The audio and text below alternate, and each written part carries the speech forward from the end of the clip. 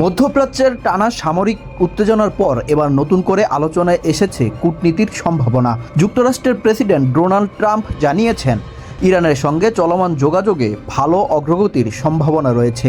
তার ভাষায়, পরিস্থিতি সঠিক পথে এগোলে একটি সমঝোতার সুযোগ তৈরি হতে পারে। তবে একই সঙ্গে তিনি সতর্ক করে দিয়েছেন, আলোচনা ব্যর্থ হলে সামরিক পদক্ষেপের বিকল্প খোলা থাকবে। ট্রাম্পের এই মন্তব্য এমন সময় এলো যখন সাম্প্রতিক সংঘাতের পর উভয় পক্ষই আপাতত বড় ধরনের নতুন হামলা থেকে বিরত রয়েছে।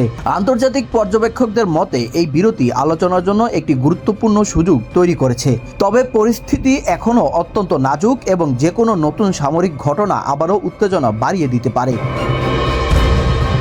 হোয়াইট হাউসের তথ্য অনুযায়ী ওয়াশিংটন কূটনৈতিক পথকে অগ্রাধিকার দিলেও প্রয়োজনে সামরিক প্রস্তুতি বজায় রাখছে। ট্রাম্প বলেছেন, তিনি একটি শান্তিপূর্ণ সমাধান চান, কিন্তু যদি আলোচনা ভেঙে যায় তাহলে যুক্তরাষ্ট্র আবারও কঠোর পদক্ষেপ নিতে প্রস্তুত থাকবে। অন্যদিকে ইরানের অবস্থা কিছুটা ভিন্ন। তেহরান আনুষ্ঠানিকভাবে বলেছে, তারা যুক্তরাষ্ট্রের সঙ্গে সরাসরি শান্তি আলোচনা চলছে এবং দাবি সমর্থন করে না। ইরানি কর্মকর্তাদের বক্তব্য অনুযায়ী বিভিন্ন মধ্যস্থতাকারী দেশের মাধ্যমে বার্তা আদান প্রদান হলেও দেশটিকে পূর্ণাঙ্গ দ্বিপক্ষীয় আলোচনা বলে বলা যাবে না।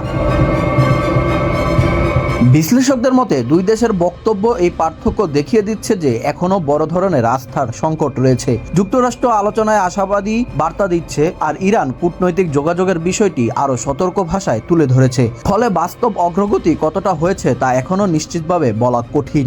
এদিকে এই কূটনৈতিক তৎপরতার আরেকটি বড় প্রভাব পড়েছে আন্তর্জাতিক জ্বালানি বাজারে। সংঘাত কিছুটা প্রশমিত হওয়ার ইঙ্গিত পাওয়ায় বিশ্ববাজারের অপরিশোধিত তেলের দাম নিম্নমুখী রয়েছে। বিনিয়োগকারীরা মনে করছেন, যদি উত্তেজনা আর না বাড়ে এবং হরমুজ প্রণালীতে জাহাজ চলাচল স্বাভাবিক থাকে তাহলে বৈশ্বিক জ্বালানি সরবরাহে বড় ধরনের বিঘ্নের আশঙ্কা কিছুটা কমতে পারে।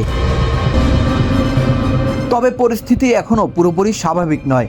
মধ্যপ্রাচ্যের বিভিন্ন এলাকায় সামরিক বাহিনীগুলো উচ্চ সতর্ক অবস্থায় রয়েছে।